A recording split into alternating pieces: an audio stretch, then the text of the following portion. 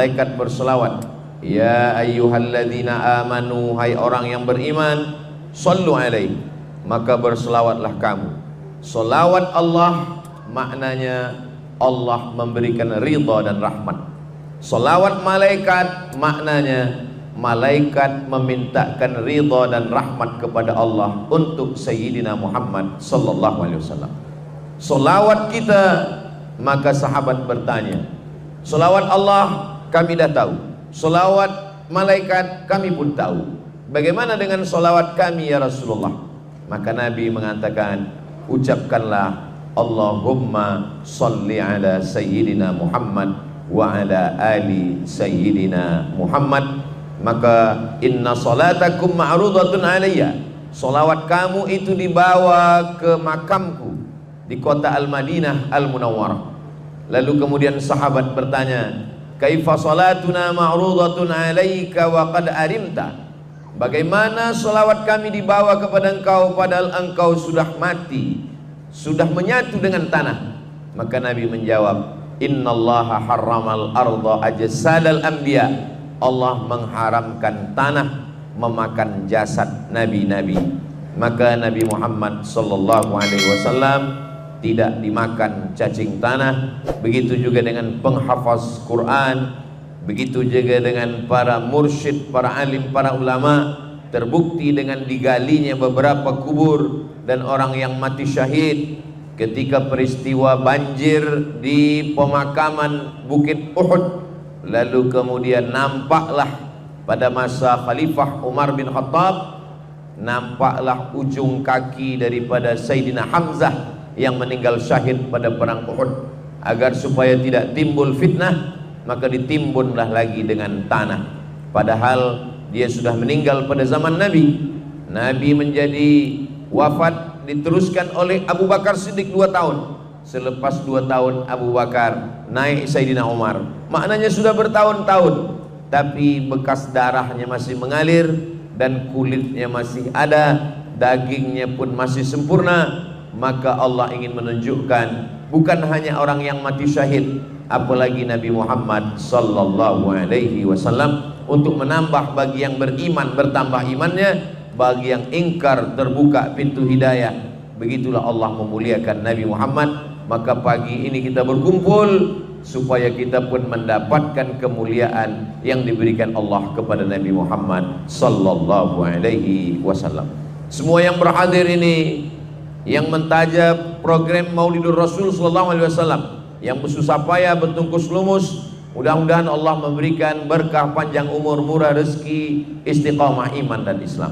Amin ya rabbal alamin. Kita pula yang berhadir pada hari ini, kita ingin tunjukkan bahwa beginilah orang Beaufort beriman kepada Allah walaupun tak nampak, tak berjumpa dengan Rasulullah sallallahu alaihi wasallam. Kata Nabi, ada satu telaga, nanti di telaga itu ada orang minum, dan bila dia sudah minum, la yazma'u fiha abada, dia tidak akan haus untuk selamanya.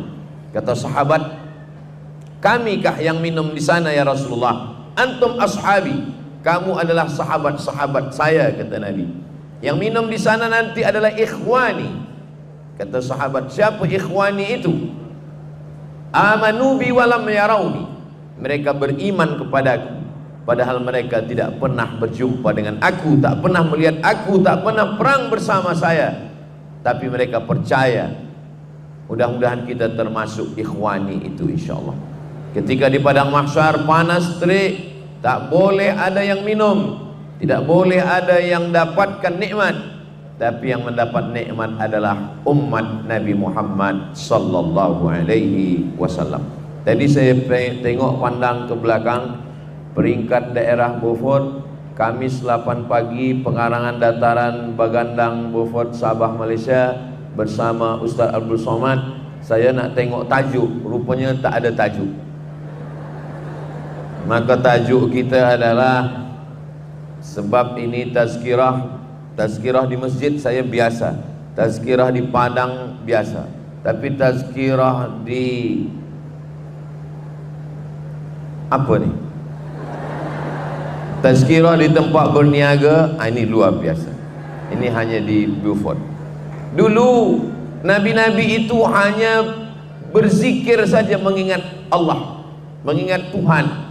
Kalau kita pernah mendengar riwayat bahwa Abu Talib membawa Nabi Muhammad SAW berniaga ke negeri Syam, tapi sebelum sampai ke negeri Syam dia bernaung sebab panas terik, berhenti sejenak di tempat ibadah.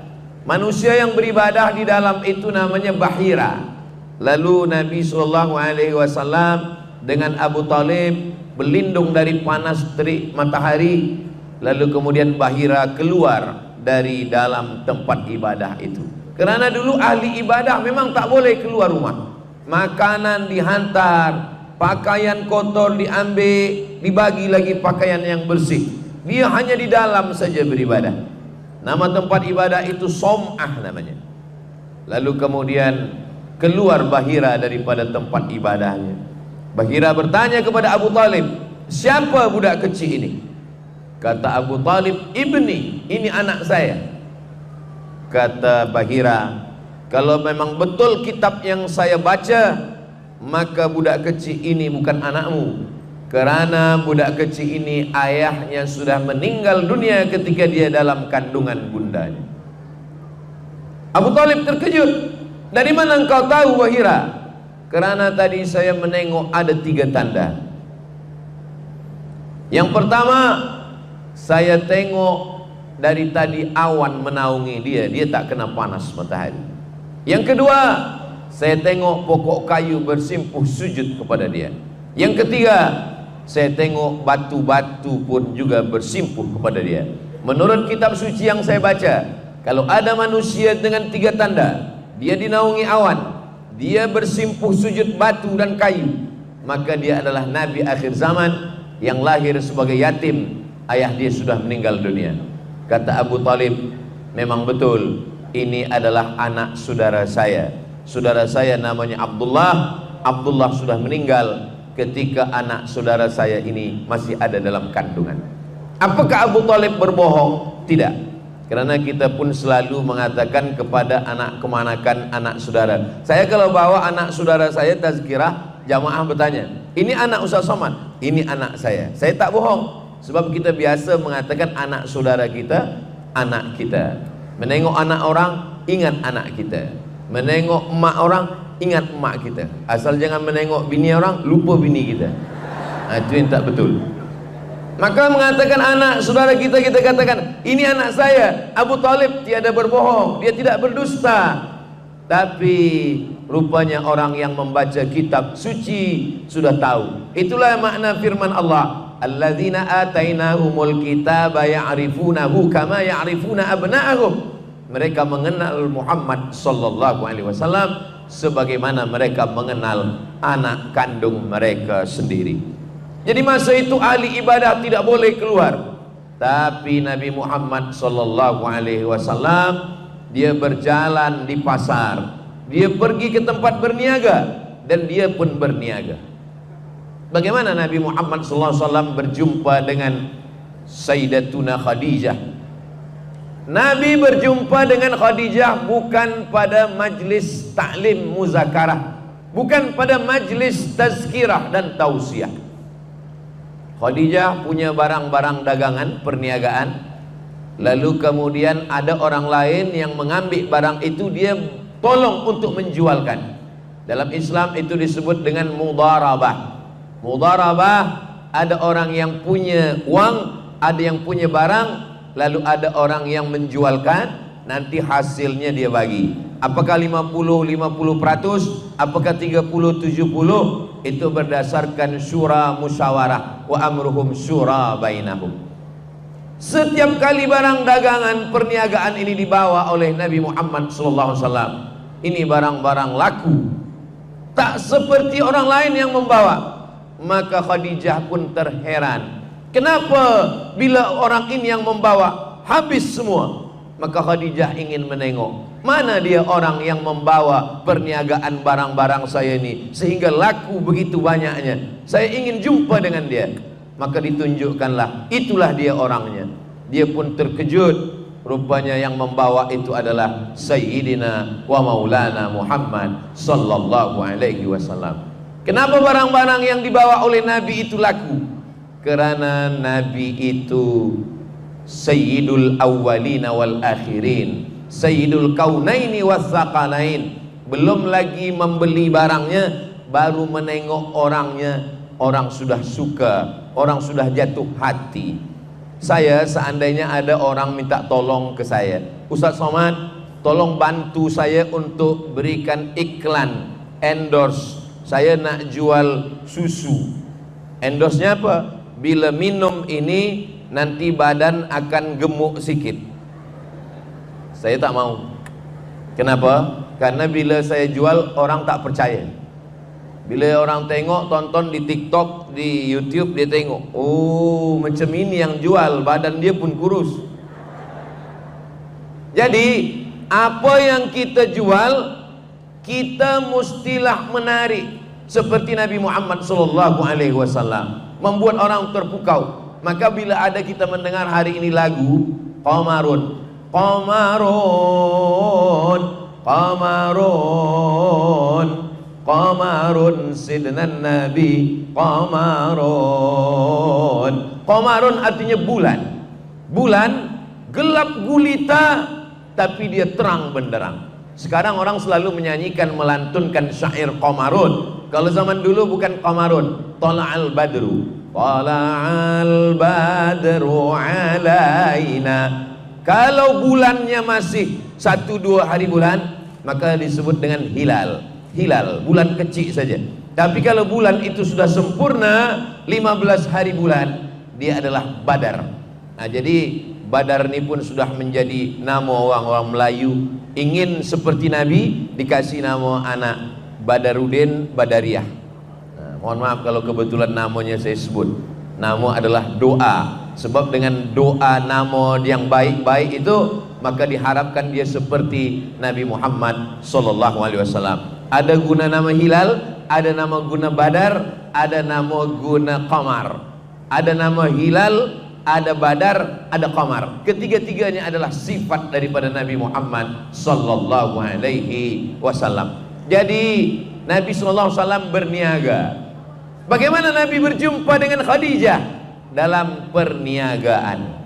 Nabi SAW punya ayah, nama ayahnya Abdullah. Abdullah meninggal ketika Nabi 2 bulan dalam kandungan Aminah. Dan ketika itu perjalanan Abdullah adalah juga perjalanan perniagaan. Dia pergi dari kota Makkah, lalu kemudian dia ke kota Yasrib. Namanya belum berubah, namanya waktu itu masih lagi Yasrib. Itulah sekarang kota Al-Madinah Al-Munawwarah. Dalam perdagangan itu, perniagaan itu, dia meninggal dunia. Ayahnya seorang peniaga, istrinya seorang peniaga, dia juga seorang peniaga. Muhammad, anak Abdullah, anak Abdul Muttalib, anak Hashim, anak Abdi Manaf, anak Qusay. Qusay datuk dia yang kelima. Abdullah, Abdul Muttalib, Hashim, Abdi Manaf, Qusay. Qusay juga seorang peniaga. Jadi yang membina rumah besar di kota Makkah Al-Mukarramah, nama rumah itu Darun Nadwah. Dar artinya rumah, Nadwah tempat berkumpul. Darun Nadwah, rumah paling besar tempat berkumpul, itu dibina oleh datuk Nabi yang kelima, Abdullah, Abdul Muttalib, Hashim, Abdi Manaf, Qusay. Qusay juga seorang peniaga. Qusay peniaga, Abdullah peniaga, Khadijah peniaga, Nabi Muhammad SAW peniaga.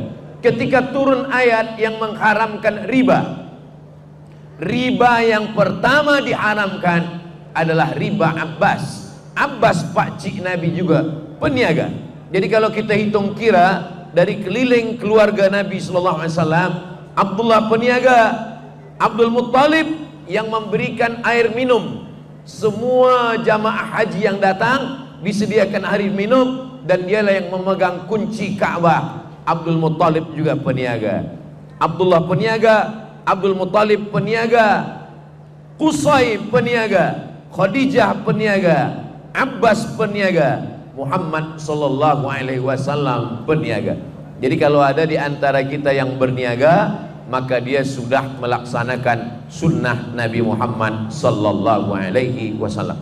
Jadi yang di hadapan saya ini, encik puan tuan semua yang berniaga, mungkin sebab maulid ini tutup tempat niaga, atau memang buka selepas tazkirah Maulidur Rasul sallallahu alaihi wasallam, maka berniaga ini juga adalah bagian dari sunnah. Kalau kita baca sejarah Islam, bagaimana dulu para ulama dari Jazirah Arab datang ke bumi Melayu, maka mereka juga melalui perniagaan. Mereka datang membawa barang-barang, lalu kemudian mereka membawa rempah-rempah kembali lagi ke Jazirah Arab, bertemunya itu dalam perniagaan. Umat Islam tidak boleh meninggalkan perniagaan. Sekarang banyak orang ketika dia sudah bertaubat, selepas dia berhijrah, selepas dia mengaji, lalu dia tinggalkan perniagaan, dia sibuk berzikir, membaca Yasin, membaca Quran, berzikir, tahlil, lalu meninggalkan perniagaan.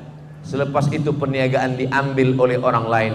Maka dalam Islam diajarkan at-tajir peniaga, as-sadiq yang jujur, al-amin amanah. Peniaga yang jujur, yang amanah, dia bersama dengan 4. Kalau dia mati, ma'an nabiyyin, bersama nabi-nabi, was-siddiqin, bersama orang yang benar, was-syuhada, bersama orang mati syahid, was-salihin, bersama orang-orang yang saleh. Maka Nabi SAW, kata orang Yahudi, dulu nabi-nabi kami hanya berzikir saja, dulu nabi-nabi kami tak pernah ke pasar, tapi kenapa nabi ini berniaga? Dia memang nabi yang berbeza. Dia panglima perang, perang Badar, perang Uhud, perang Khandaq, perang Fatu Makkah, tapi dia juga seorang peniaga. Nabi SAW datang ke pasar. Selepas itu dia masuk ke tempat perniagaan, dia masukkan tangannya ke dalam kurma, ke dalam gandum. Gandum yang di luar ini kering, yang di dalam ini basah. Maka gandum yang basah busuk, gandum yang basah bercendawan, tidak lagi boleh dipakai untuk dimasak. Lalu ditutup di luarnya dengan gandum yang kering. Nabi SAW memasukkan tangannya ke dalam, lalu Nabi bertanya kepada yang menjual gandum, "Ma hadza ya sahibat ta'am?" Hei kamu yang berniaga gandum, kenapa yang basah, yang busuk kamu simpan di dalam? Lalu yang di luarnya kamu bagi yang kering. Apa kata yang berniaga? Asabahul matar, kena hujan ya Rasulullah. Kalau saya nampakkan yang basah kena hujan ini tak laku, orang tak nak beli, maka saya tutupi dengan yang kering. Maka keluarlah hadis Nabi SAW, man ghasyana falaysa minna. Siapa yang menipu, siapa yang membohong, siapa yang membuat penipu, tipu-tipu, falaysa minna, maka dia bukan umat Nabi Muhammad sallallahu alaihi wasallam. Jadi dalam Islam banyak orang baik ketika sedang sembahyang, banyak orang baik ketika sedang haji, banyak orang baik di bulan Ramadan, tapi banyak orang yang curang ketika di tempat perniagaan. Maka Islam mengajarkan kita, Allah yang kita sembah di masjid, Allah yang kita sembah di padang Arafah, Allah itu juga yang mengawasi kita, yang memperhatikan kita di tempat perniagaan. Itulah kenapa pagi bila kita masuk ke tempat niaga, kita baca ayat kursi. Banyak orang mengatakan membaca ayat kursi itu untuk menjaga perniagaan daripada sihir, daripada jampi-jampi, daripada magic, daripada kejahatan orang. Tapi sebenarnya dua-duanya betul. Dia untuk yang luar menjaga daripada sihir orang lain, tapi ke dalam sebagai peniaga dia merasa sedang diperhatikan Allah. Yang memberikan saya tempat berniaga ini Allah. Adakah Tuhan selain dia? La ilaha illa huwa. Kalau saya sekarang hidup, dia maha hidup, Al-Hayyu. Kalau sekarang saya hidup, dia mengatur kehidupan saya, Al-Qayyum. Dan dia tidak mengantuk. Kalau saya takut curang, takut bohong, takut tipu, karena ada kamera CCTV, maka yang mengawasi saya bukan CCTV, yang mengawasi adalah dia. La ta'khudhuhu sinatun wala naum. Kalau sekarang saya kaya raya, saya punya tempat bisnis, maka dia maha kaya. Lahu ma fis samawati wa ma fil ard. Kalau sekarang saya boleh ditolong oleh orang lain, nanti tidak ada yang boleh menolong saya. Man dzalladzi yashfa'u indahu illa biiznih. Kalau sekarang saya tipu, saya buat bohong, saya buat dusta, orang tak tahu, saya bungkus, saya timbang, selepas itu mereka bawa pulang ke rumah, Selepas itu dia tidak mau komplain sebab jauh, sebab dia tidak ingin bertengkar berkelahi. Maka sesungguhnya ya'lamu ma baina aydihim wa ma khalfahum. Allah tahu apa yang berbisik dalam hati, Allah tahu apa yang terlintas dalam fikiran. Ya'lamu ma baina aydihim wa ma khalfahum wa la yuhituna bi syai'in min ilmihi illa bima syaa' wasi'a kursiyyuhus samawati wal ardh wala yauduhu hifzuhuma wa huwal aliyul azim. Ini baik dibaca pagi di tempat kita awal berniaga supaya dijaga Allah daripada sihir, dan Allah juga menjaga hati kita supaya kita tidak curang dan tidak jahat. Yang namanya sihir datang macam-macam. Orang jahat dia ambil tanah kuburan, dia ambil air memandikan jenazah, dia siramkan ke tempat kita berniaga. Maka bila orang lalu, orang tidak nampak tempat niaga kita. Orang lalu mestinya dia membeli barang perniagaan kita. Tapi bila dia lalu tempat kita, dia bukannya nak singgah membeli, dia bacakan assalamualaikum ya ahlal kubur. Kenapa? Karena yang dalam pandangan dia. Kenapa mata dia boleh menengok tempat niaga kita macam menengok kuburan? Sebab ini kerja-kerja setan. Saharu a'yunan nas. Setan menyihir mata manusia. Itulah kenapa tukang-tukang sihir Fir'aun, manakala dia jatuhkan tongkatnya, maka semua manusia menengok tongkat itu seperti ular. Sebenarnya dia hanyalah tongkat yang jatuh ke tanah. Saharu a'yunan nas, dia menyihir manusia. Maka mata kita pun boleh tersihir. Tadi saya lalu di kedai awak berniaga, nampak saya tutup, padahal sebenarnya terbuka. Itulah mengapa pagi kita membaca yang seelok-eloknya sempurna, membaca Al-Fatihah 1 kali, Qul huwallah 3 kali, Al-Falaq sekali, An-Nas sekali, dan ayat kursi sekali. Ditutup dengan salawat, Allahumma salli ala Sayyidina Muhammad wa ala ali Sayyidina Muhammad. Kenapa membaca Al-Fatihah? Al-Fatihah maknanya terbuka. Terbuka rezeki yang tertutup, terbuka sihir yang menutup, terbuka segala yang terkunci. Rezeki yang tertutup dibuka dengan Al-Fatihah. Jodoh yang tertutup dibuka dengan Al-Fatihah. Yang sudah terbuka jangan dibuka sekali lagi. Jangan pula nanti diamalkan. Bila terjadi puan-puan menyalahkan saya.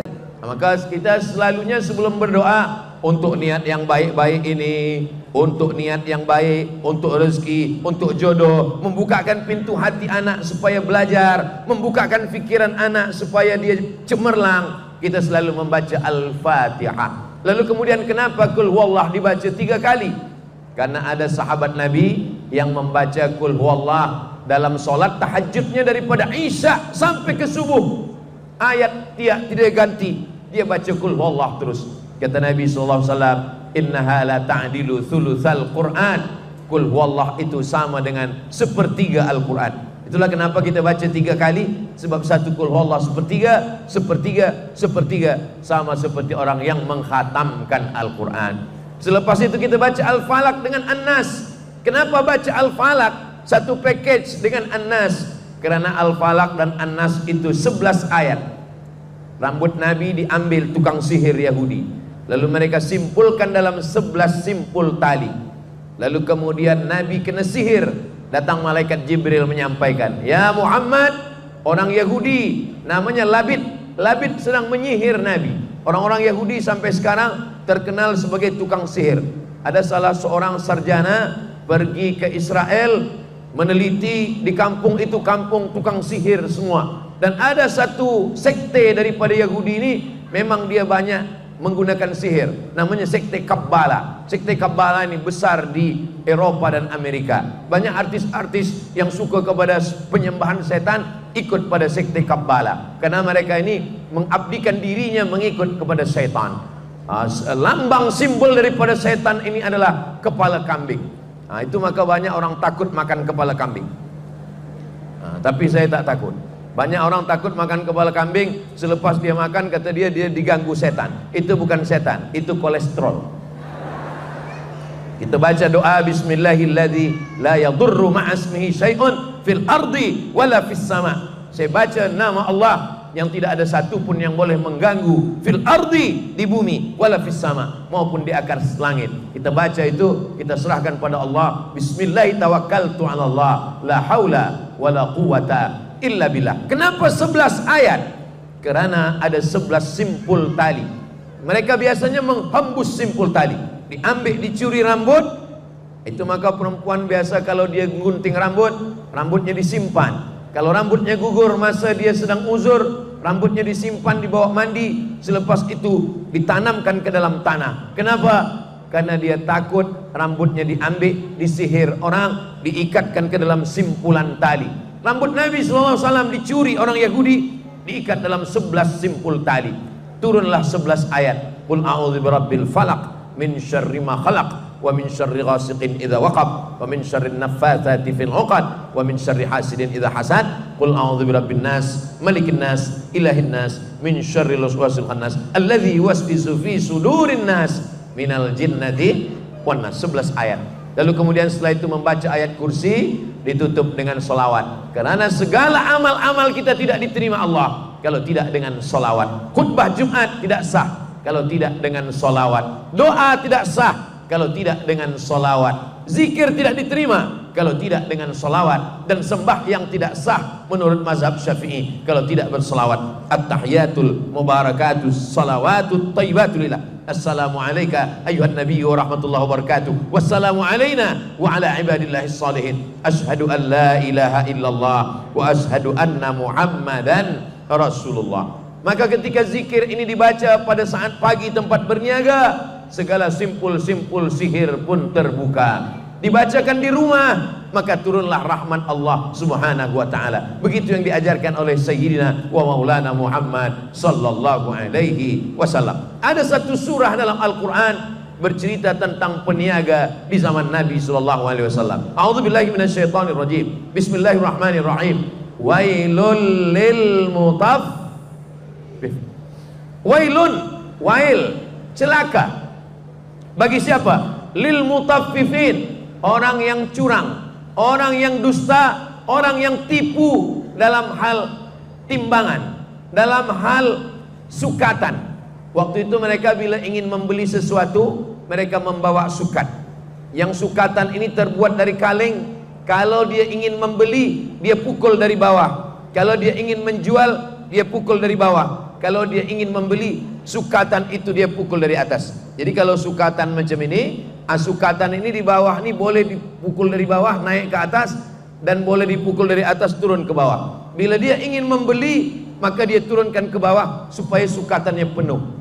Kalau dia ingin menjual, dia pukul ke atas supaya sukatannya berkurang. Maka kata Allah Ta'ala dalam Al-Quran, wailul lil mutaffifin, celakalah orang yang mempermainan sukatan, takaran, cawan, tempat untuk menimbang ketika itu. Kenapa? Idza talu 'alan nasi yastawfun. Kalau mereka membeli, mereka ingin penuh. Wa idza kaluhum aw wazanuhum yukhsirun. Tapi kalau mereka menjual, mereka buat kurang. Karena kalau yang dari bawah ini dipukul ke atas, maka berkurang sukatan timbangan. Tapi kalau dipukul ke bawah, maka dia menjadi penuh. Ketika dia mau membeli, dia bawa dari rumah. Guna sukatan saya. Tapi kalau dia menjual, dia pakai sukatan dia supaya berkurang timbangan. Begitulah mereka yang curang di hadapan Allah Subhanahu wa taala. Sekarang ini alhamdulillah kita diawasi, ditengok, diperhatikan. Ada orang-orang yang bila berniaga, bila dia ingin membeli, bila dia ingin membeli beras, ingin membeli jagung, ingin membeli tepung, mata dia tajam menengok sukatan timbangan. Kalau menengok Quran tak nampak, tapi menengok sukatan tampak. Ini elok juga mata macam ini. Kenapa? Karena ini menjaga peniaga supaya dia takut curang dan dia pun tidak menzolimi orang. Apa pesan Nabi sallallahu alaihi wasallam?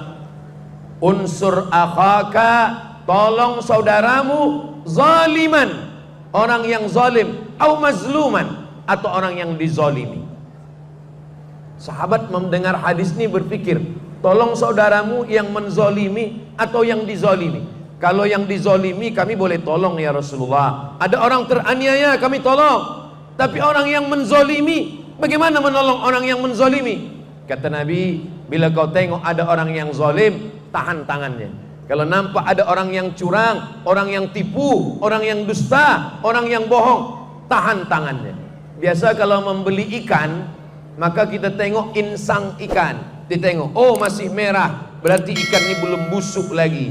Nah sekarang banyak orang dia ambil darah dari jiran dia yang berjual kambing, berjual daging, dia ambil darah kambing, dia letakkan di insang ikan. Maka bila pedagang, penjual, peniaga membeli, ditanya, baru ke ikan kamu? Dia tak nak jawab. Dia hanya katakan, tengoklah insang dia, tetap ada darah.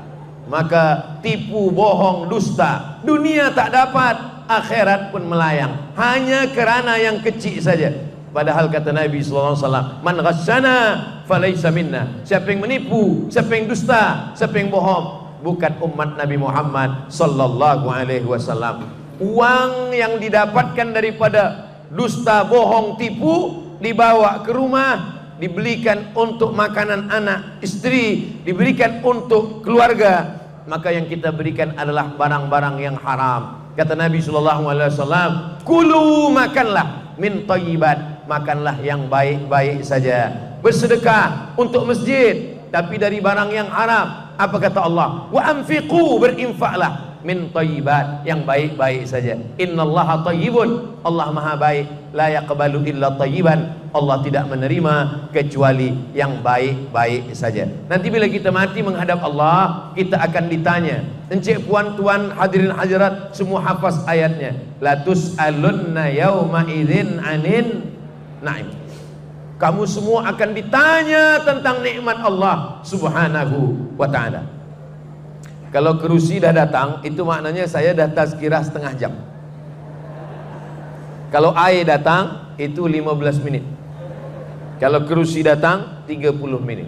Maknanya Ustaz Somad, kalau nak minum, minumlah. Kalau segan minum, tegak duduk. Itu maksud. Di mana-mana saya bagi tazkirah tak lebih tak kurang dari 60 menit. Kenapa Ustaz Somad bagi tazkirah itu 60 menit? Sebab kemampuan manusia merata-rata secara umumnya, tempat kita orang Asia, orang Melayu itu hanya sanggup mendengar 60